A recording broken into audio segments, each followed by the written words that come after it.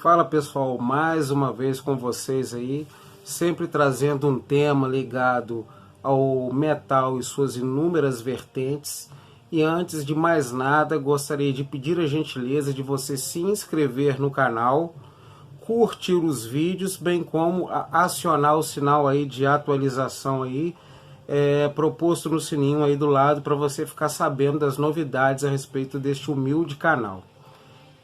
Obviamente agradecer também aos velhos e novos inscritos que cada vez mais fortificam este canal. Muito obrigado a todos. Hoje o tema é sobre bandas que fizeram parte de um movimento que eu simplesmente amo, que teve o nome de New Wave of British Heavy Metal, ou seja, nova onda do heavy metal britânico. Obviamente não é pretensão a minha esgotar o tema de forma satisfatória. O meu intuito é simplesmente fazer um breve apanhado do que foi esse movimento, para que você que já curte esse tipo de som volte a ouvir as bandas que fizeram parte desse movimento, e você que ainda não curte essas bandas, procure e pesquise a respeito dessas bandas, que elas têm um som e uma musicalidade maravilhosa. Então, começando a minha breve digressão, o que acontece? Por volta do ano de 1975, na Inglaterra, a juventude da Inglaterra, a esta época, assolava um desemprego muito grande na Inglaterra e uma falta de esperança com relação a um futuro assolava a juventude daquela época. Com isso, começou-se a surgir bandas tocando heavy metal com base na Santa Tríade. Qual que é essa Santa Tríade? Baseados no som do Led Zeppelin, Black Sabbath e Deep Purple. Só que nessa época, na Inglaterra, as bandas, notadamente as mais famosas, que seriam mais famosas, né, que seriam o Iron Maiden, o Def Leppard, o Saxon e o Tigers of Pentang, faziam um sucesso muito restrito em algumas áreas da qual eles moravam ali. Então começaram a tocar de forma tímida, etc. Ocorre que um DJ chamado Neil Kay, ele abriu uma discoteca, do qual nessa discoteca ele chamava bandas para fazerem parte da discoteca e tocarem essencialmente heavy metal. E também ele divulgava o som dessas bandas. As bandas gravavam de forma precária em demo tape, mandava para esse DJ e ele colocava na discoteca. Então era uma discoteca, obviamente, que não tocava disco music, mas que tocava única e exclusivamente heavy metal. E com isso foi dando um impulso a essas bandas. Todo mundo sabe que o Iron Maiden começou e teve a sua estreia no meio musical mandando a famigerada fita, os Sound Tapes, para essa discoteca que chamava-se Sound Tapes. O Maiden apresentou uma gravação de uma fita e aí começou a tocar nessa discoteca e fazer o circuito ali londrino. E assim começou-se a desenvolver o que seria chamado da nova onda do metal britânico. Esse DJ chamou um repórter que escrevia para uma revista chamada Sounds. Ele falou: cara, vem aqui na minha discoteca, tem uma série de bandas muito interessantes, eu gostaria que você viesse. E o repórter, que era o Geoff Barton, sempre enrolava e nunca ia lá. Foi quando um belo dia ele resolveu aparecer e ficou impressionado com a sonoridade dessas bandas, bem como com o próprio som do Maiden. Então o cara ficou tão impressionado que nessa revista, que era especializada em música na Inglaterra, ele lançou uma reportagem falando sobre essas bandas que frequentavam e que tinha o som delas tocado com esse DJ. E aí foi uma reportagem emblemática na revista Sounds, que fez bastante sucesso e divulgou mais ainda o nome dessas bandas. E numa resenha que fazia parte dessa revista, um outro jornalista chamado Howell Lewis falou sobre a nova onda de heavy metal do metal britânico. Então, a partir desse momento, começou-se a divulgar essas bandas. E aí as bandas de outros estados começaram a enviar fitas de demo tape, tanto para a revista Sounds, quanto para esse DJ, que era o Neil Kay. E com isso, começou a despertar o interesse das gravadoras. Cabe salientar o seguinte, que tudo isso começou no ano de 75, 76. No ano de 77, o movimento punk explodiu na Inglaterra. Então o que aconteceu? Nessa época, essas bandas de heavy metal ainda não tinham aquele sucesso almejado. E o punk era a bola da vez. Foi a época do lançamento do Nevermind the Bollocks, do Sex Pistols. Então as gravadoras tinham mais a fixação em divulgar as bandas punks.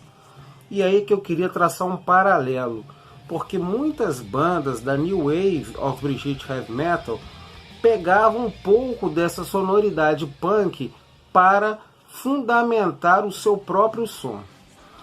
Se você notar de forma desapaixonada, obviamente, o primeiro álbum do Iron Maiden, ele tem uma certa pegada punk. Obviamente que essa pegada é influência primeiramente do Paul Dayano, que era o vocalista do Iron à época, bem como de muitas bandas punks que ali tocavam. Se você falar isso com o Steve Harris, ele vai negar veementemente, porque todo mundo sabe que na época o Steve Harris era fã de rock progressivo, notadamente Jethro Tull, era fã do UFO, e ele não curtia muito essa onda punk. Mas eu acredito que o primeiro álbum do Iron tem muito de punk rock naquele álbum. Qual que é a diferença? A diferença, primeiro, era que a ideologia punk não fazia parte dessa onda de heavy metal britânico. Então as bandas de New Wave não tinham aquela conotação anarquista e política que eram típicas dos punk, do pessoal do punk, né? Bem como você pode, isso aí é tranquilo de observar, que a sonoridade do primeiro álbum do Iron, ela tem melodia. O que você pegar nas músicas punk são músicas de 3 acordes, músicas mais diretas, onde você não vê melodia. Um outro fato também é que você não conhece nenhuma balada punk. E no Iron Maiden já tinha, até no primeiro álbum, a balada Remember Tomorrow. Mas, não só o Iron, como outras bandas que fizeram parte da New Wave of British Heavy Metal, tiveram uma certa influência do punk.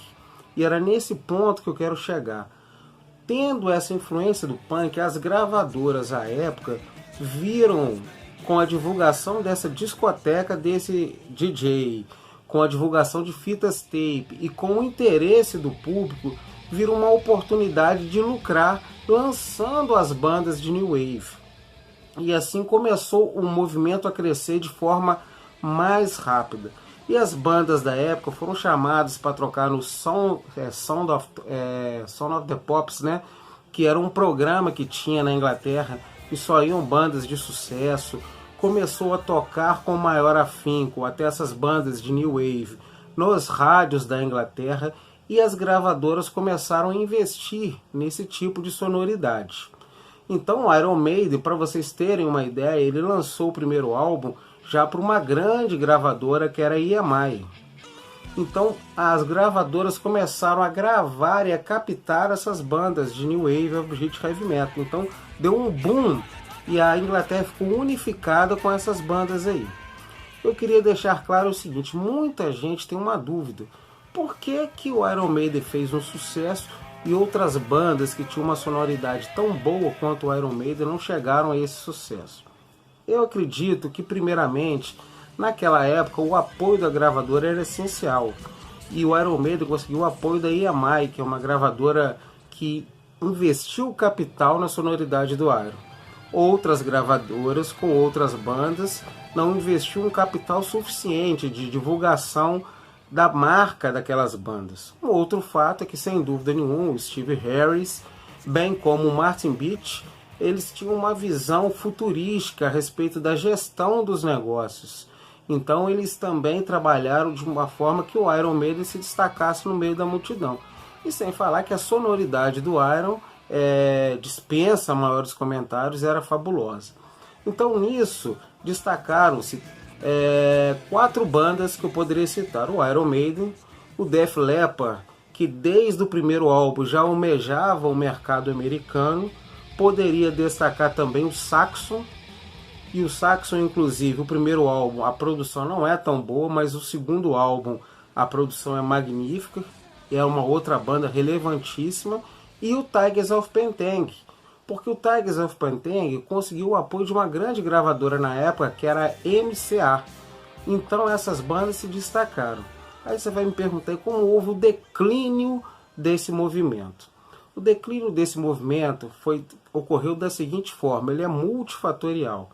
Mas, primeiramente, as gravadoras já viram as bandas que elas queriam investir e perderam o interesse em investir em novas bandas dessa safra.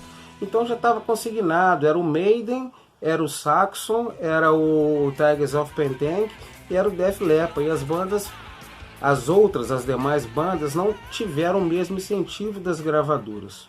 Um outro fato que deve mencionar é que essa discoteca que tocava exatamente o som dessas bandas, ela fechou. Então esse DJ, o Neil Kay, ele ficou sem espaço. E essas bandas perderam espaço na divulgação.